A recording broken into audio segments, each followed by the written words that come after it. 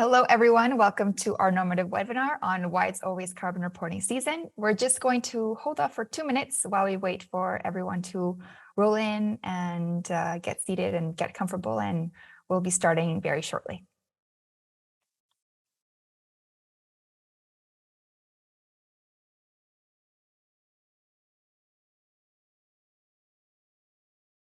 And to our speakers, please turn off your camera until it's your turn to present.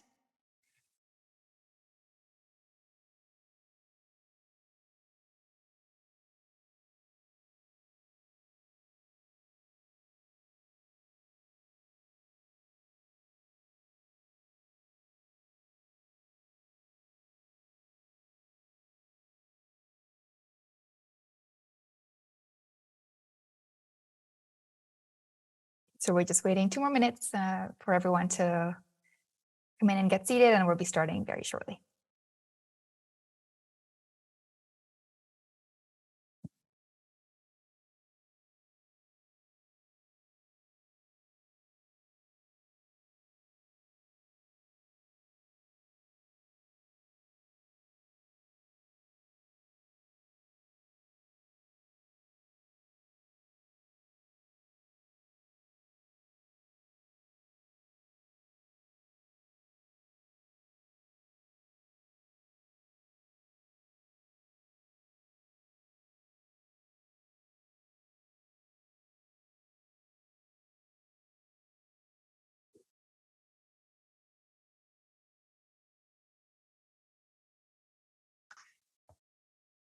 All right, so I did say 2 minutes. Thank you for those being on time. And if you're rolling in, welcome once again to our webinar on why it's always carbon reporting season. My name is Maria, and I'm the social media manager at Normative, and we're very happy to be here. Thank you so much for taking time out of your busy day to join us for our webinar. Today, we want to share insight on how year-round carbon accounting can help your business avoid risk and actually create business opportunities. And we have some exciting speakers lined up. So let's get started. Before we begin, I'd like to go over some housekeeping rules. So this webinar will be recorded. It will be live on our website. And if you have registered for this webinar, we will be sharing the email link once it's been recorded and sent out. We want to welcome all the questions you have, so please use the Q&A function for any questions. We will try to get through all of them today during the webinar. If not, we will reach out to you through email regarding your questions, and we'll try to provide answers. And at the end of the webinar, we'd like you to please fill out this short survey, a 2-minute survey on your experience. This will help us greatly to improve our future webinar for our audiences. And I'd like to start off now with a poll. So if we could please pull up the poll question. Do you know what carbon reporting legislation applies to you? So just give you a few minutes to select your answer.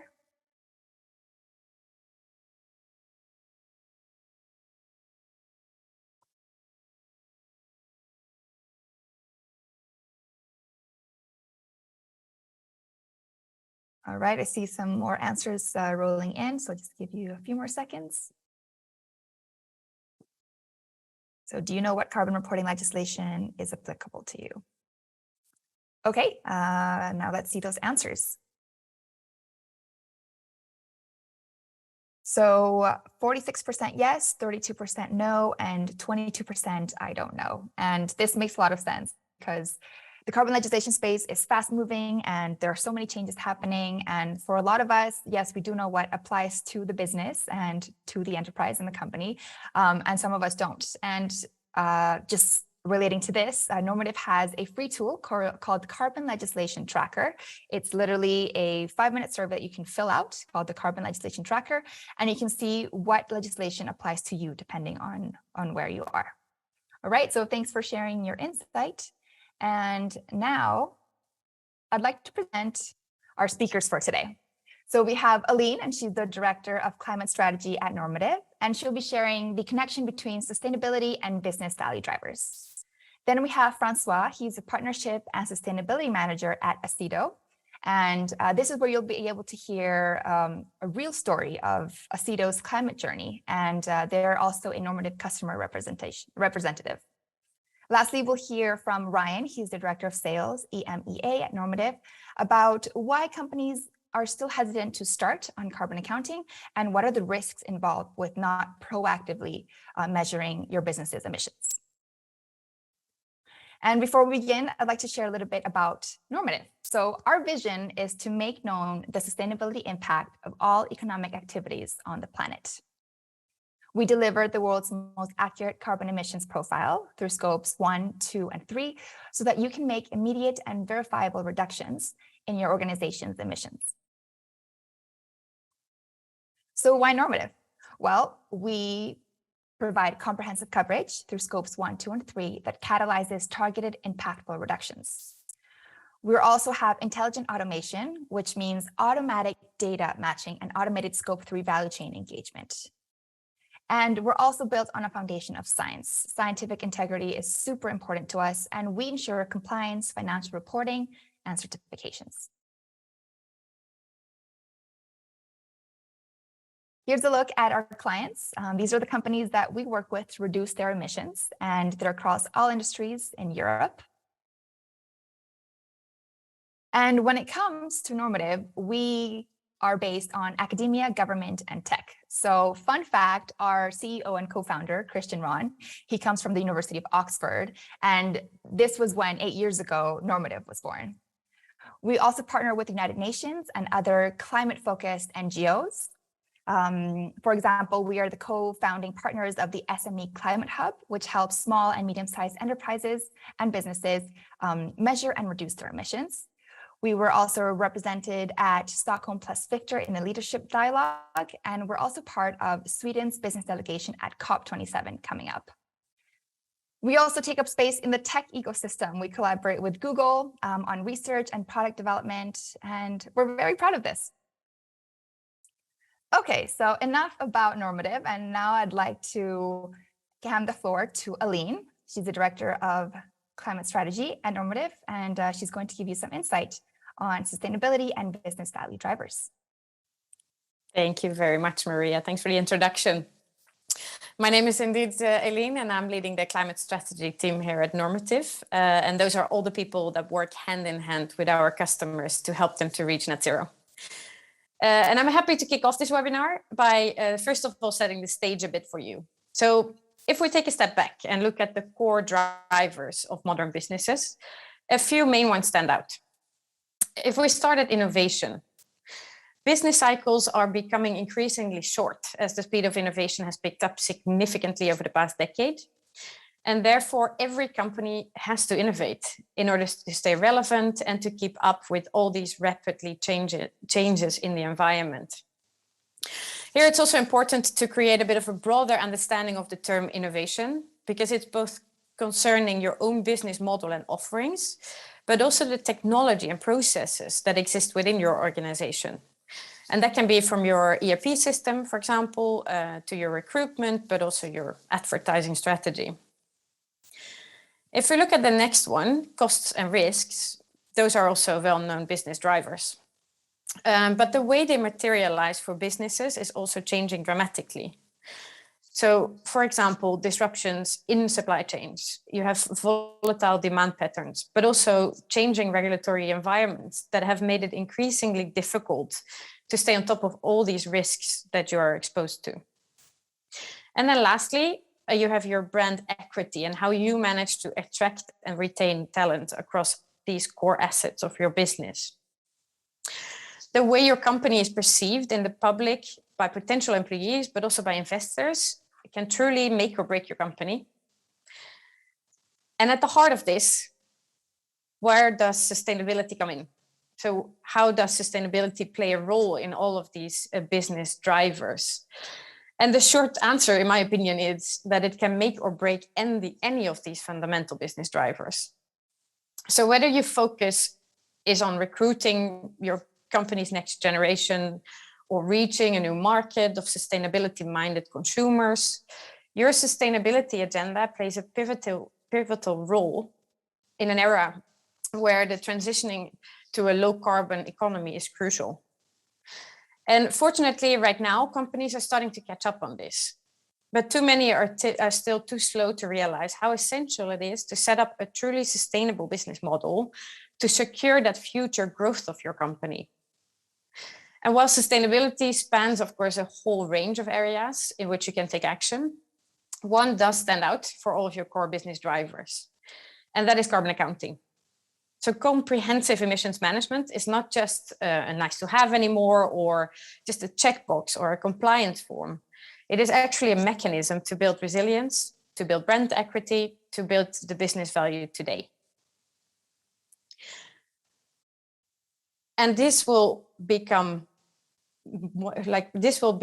increasingly under scrutiny. Where does that come from? Pretty much from everywhere. But if we break it down to a couple of very key drivers, the first one is the regulatory part. So in the EU, 50,000 companies will have to disclose their full emissions under the EU's CSRD, to the Corporate Sustainability Reporting Disclosures, starting in 2023. And that also means that they will need to start to measure their emissions today. Secondly, your customers and also potential employees are increasingly aware and demanding of businesses to actually behave environmentally responsible.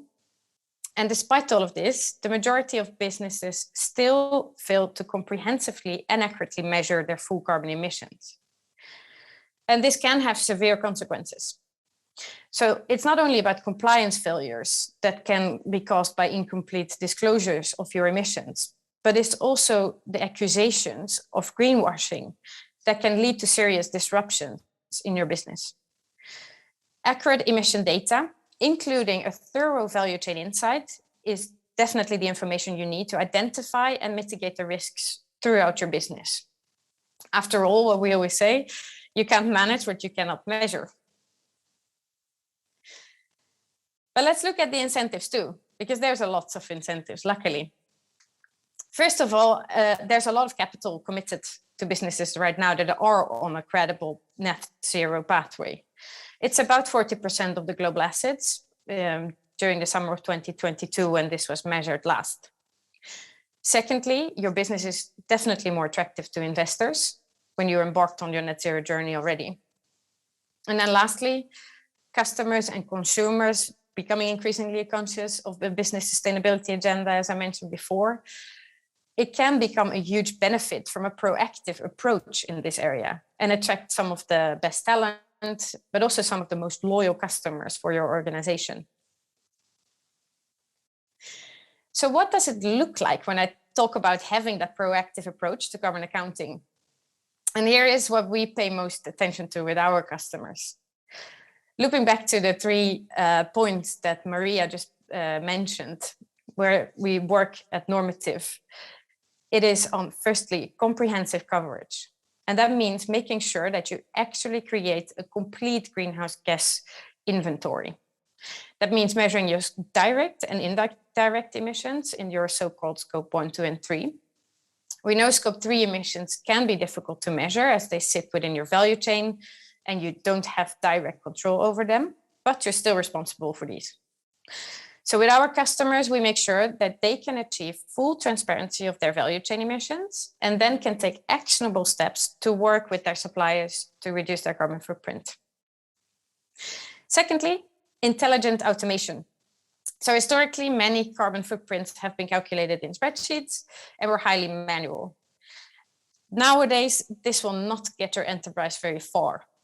So to create resilient, accurate calculations that can scale across your organization, you need a reliable software that takes care of the mapping and the matching of your different data sources to have the most accurate carbon footprint possible. And then lastly, scientific integrity. You do need a partner who's tracking the latest scientific guidelines closely and follows through with these strategic recommendations.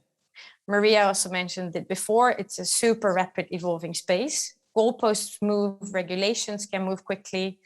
One such example can be, for example, found in the latest IPCC assessment reports. And that report actually highlights that we need to limit global warming to a 1.5 degree above pre-industrial level to avoid the most dire environmental and social impacts.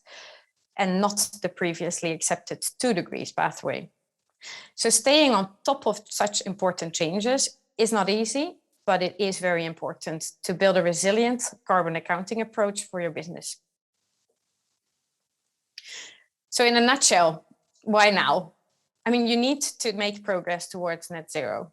The latest climate targets in the IPCC report highlights that these targets are not optional and non-negotiable.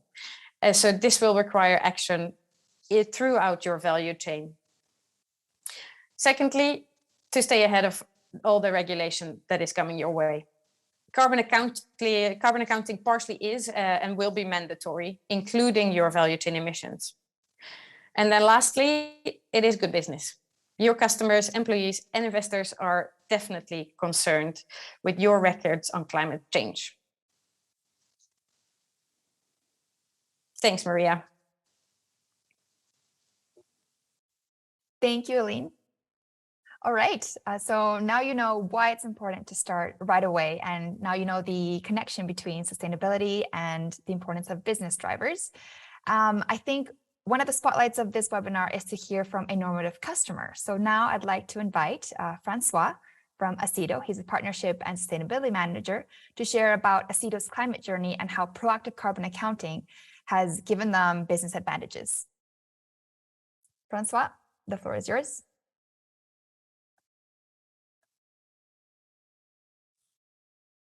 Thanks, Maria. Just had to unmute myself. Can you hear me okay? Yes, we can hear you. Okay, I'll share my screen quickly.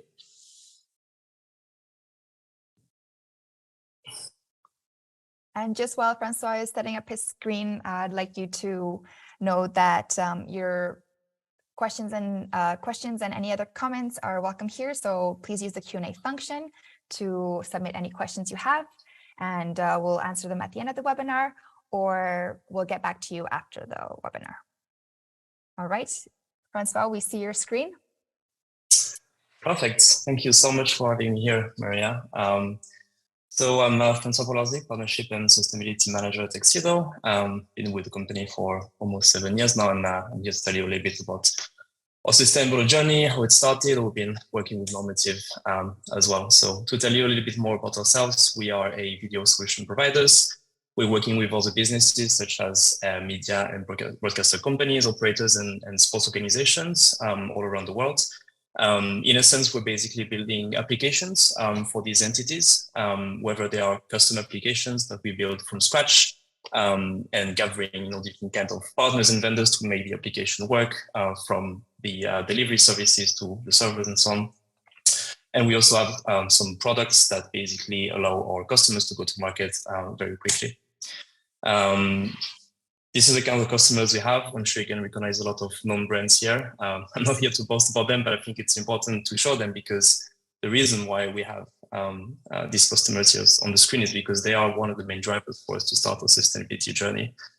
We are kind of, I think, a unicorn when it comes to front-end video specialists. Now working as partnership manager, I get to interact with a lot of vendors and also partners in our ecosystem, and I'm always inquiring them about their sustainability journey. And it's true that, unlike our customers, the broadcasters that you can see on the screen are directly interacting with their end users and their own customers. They also probably have much more budget to work when it comes to sustainability.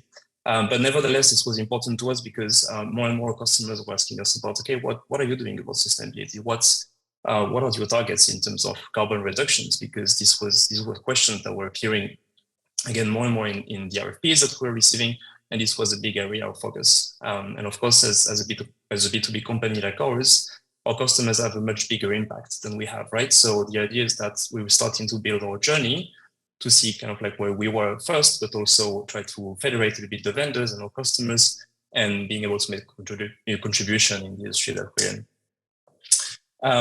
As I said, we're a global company. Our headquarters are in Stockholm, Sweden. But I think this slide is quite relevant when it comes to our sustainable and carbon accounting journey, because one of the main pain points we had actually when a couple of years ago we tried to do our sustainability report was to figure out our own carbon emission from an office perspective. And of course, having 17 offices, a small sustainability team, i.e. myself and a couple more people in the organization, and it was quite difficult to gather the data that we have. And I'll come back to that later, but to give you an idea of the scale of the company we are and the number of people we have and the customers we have, I think having tools such as Normative helped us a lot, given the specificity of our company. Our ESG program is focused on 3 pillars that are well known to everyone: environment, social, and governance. I'll focus more on the environment and governance side of things today. When it comes to environment, obviously our main driver and goal was that we wanted to reduce our carbon consumption. Obviously, our sustainable journey had transparency, that's where the reporting comes in, that's where the data that we're getting from Normative also came in. We started our sustainability journey about 2 years ago, when we basically received a lot of information or questions from our customers, as I said, about where we are, right? And sometimes we're receiving questions about, okay, what's your internal diversity rate, and what are your emissions for the last year? And it was really difficult to answer because we didn't really have this kind of data. So we did try to do a first sustainability report that was based sort of like self-compliance around the GRI. Yeah, it was good because it kind of like showed us, okay, what we could improve, right? We gathered everything we could gather by ourselves with the use of a spreadsheet and trying to federate a bit information that we were getting from here and there. But soon after the release of that report, we realized that, okay, we need to spend a full year, 12 months to figure out what are the best ways to get information out there. Because in the company, of course, I was there, we had an ESG board who was kind of like deciding the direction to take, but being a small scale company, we don't have a team of sustainability experts here to advise us on our journey. So we had to find frameworks, right? The best way to get started, we thought, was to find frameworks, both for the governance. So we tried to follow more and more the GRI and the Sustainable Development Goals from the UN Global Compact, but also the SBTI, the Science Based Targets Initiative, was one of the main drivers for us to try and reduce our targets. And we then found out really quickly that to commit to the SBTI and to reduce our emissions by 2030 and 2050, we had to gather the information correctly, right? We couldn't do with spreadsheets anymore. We couldn't do with trying to reach out to every single energy provider we have, or even trying to figure out how much does an office in a shared WeWork type space was consuming, which was always like the question that was coming all the time for us. It was quite complicated. And then we did our evaluation of not only looking at those frameworks, but the different tools that we could look at. There were some vendors out there that were kind of like proposing an all-in-one solution, which was interesting. But I think just like we work with our partners, we like this best of breed approach where we can work with a partner or an entity like Normative that is best at what they do, right? So we decided to go with Normative based on what we saw. And thanks to Normative, we managed to do our commitment to the SBTI, to the Carbon Disclosure Project as well, and have a much better sustainability report as well, with way clearer and granular information than we ever had before. And that was kind of like the focus for us on this year. For the future, we want to have an iterative process, and we will be working with Normative every 6 months to get information into the platform about our carbon activity, and continue to work on the supplier engagement with regards to the SBTI. So the Science Based Target Initiative kind of like makes us want to engage more with our suppliers, and by this we need to make sure that at least 60% of our suppliers are committed to the SBTI by 2030.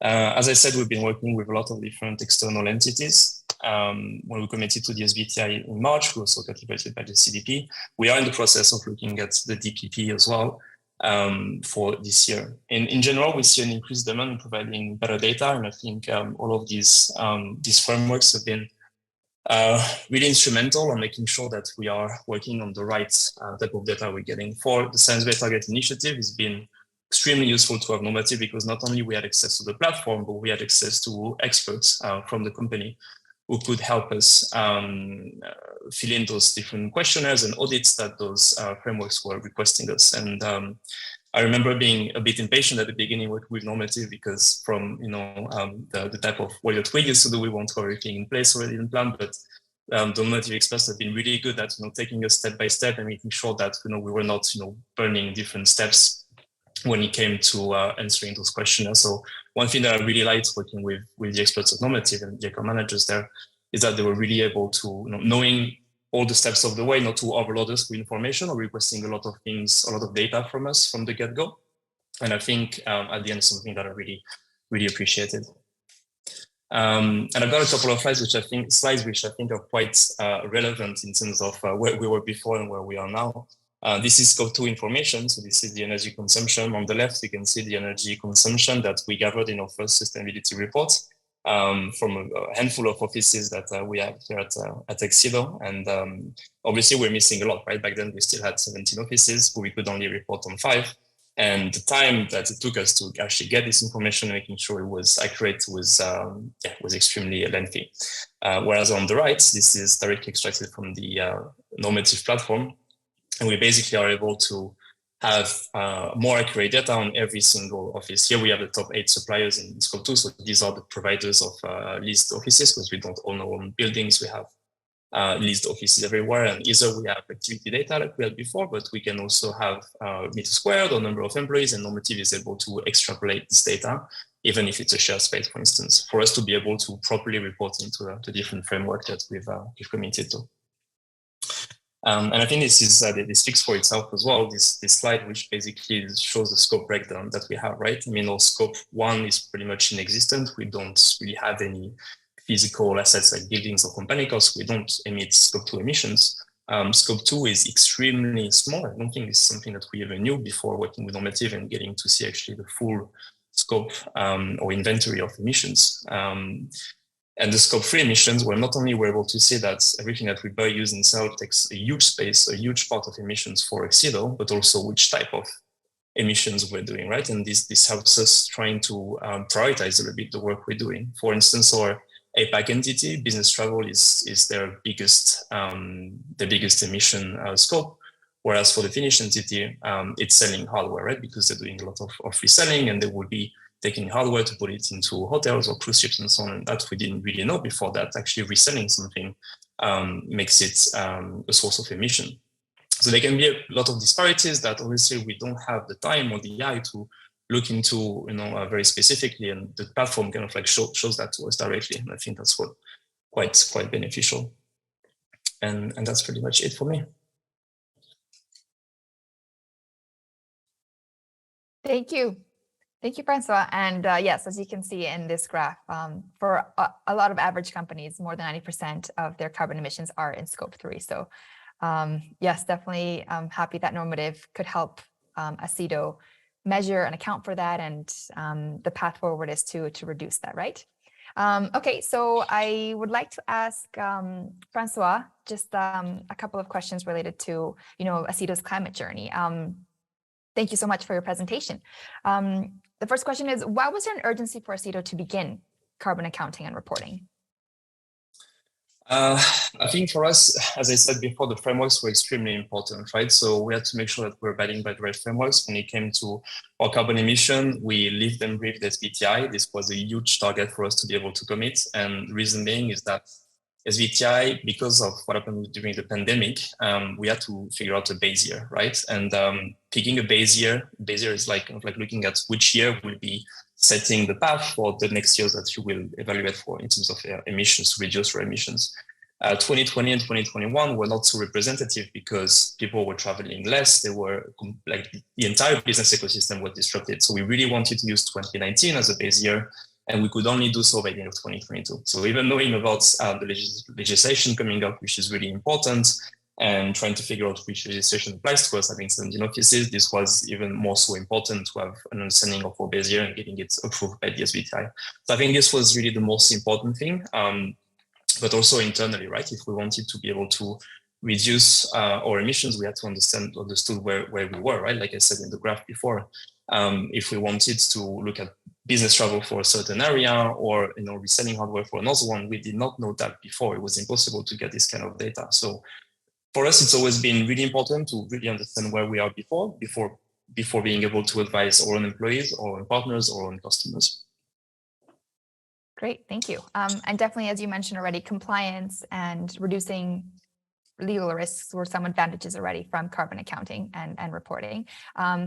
Did you see any other business advantages that Exido gained through the progress on your climate journey? I think when it comes to business advantage, I always have to think about the triple bottom line. For those that are not familiar with it, it's the 3P, people, planet, and profit.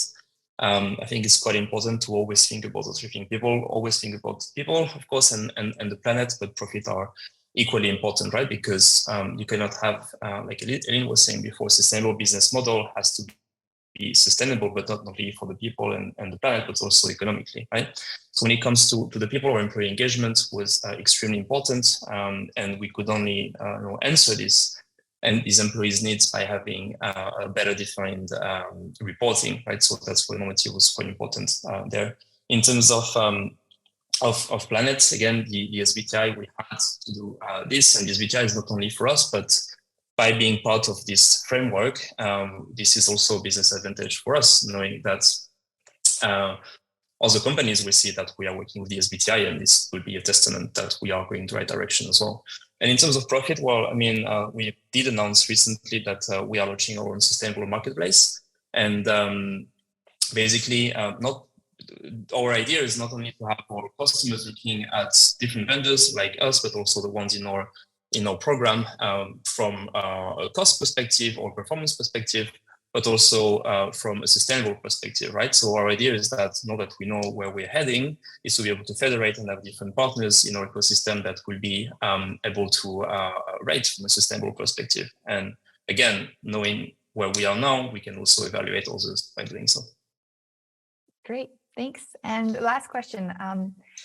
Since you've been on this journey with Aceto, what advice do you have for other businesses that are just starting to think about, carbon accounting and beginning on this climate journey and taking it seriously? There's a few points that I can think of. For us, as I said before, looking at frameworks, whether it's for diversity, we're part of the Gender Diversity Accelerator program of the UN Global Compact, which again helps us a lot. Setting up a direction to understand where we are. This program helps us, answering the survey and seeing how do we compare compared to other companies, and this saves us a lot of work compared to having to think about this by yourself, right? And the same with the SBTI. It basically asks you the right questions in terms of setting your target, and it works for small companies or big companies. So these really help, smaller companies or big companies to make sure that they are doing the right thing, they're asking themselves the right questions. Obviously avoiding spreadsheets as much as possible throughout my career has been something that I've been trying to do, and I'm so grateful that we're using Normative, even though we do have to have just one spreadsheet every 6 months that basically hashes all the work for us, and that helps us as well to work with a tool that we know, and then kind of Normative does everything for us. Having a sustainability manager could be really beneficial, someone who has some experience, at least with the different frameworks, with different initiatives, for any company. That's something I cannot recommend enough. And finally, getting, I think, the engagement of their senior management. We do have an ESG board committee that meets every couple of weeks from people from different parts of the organization,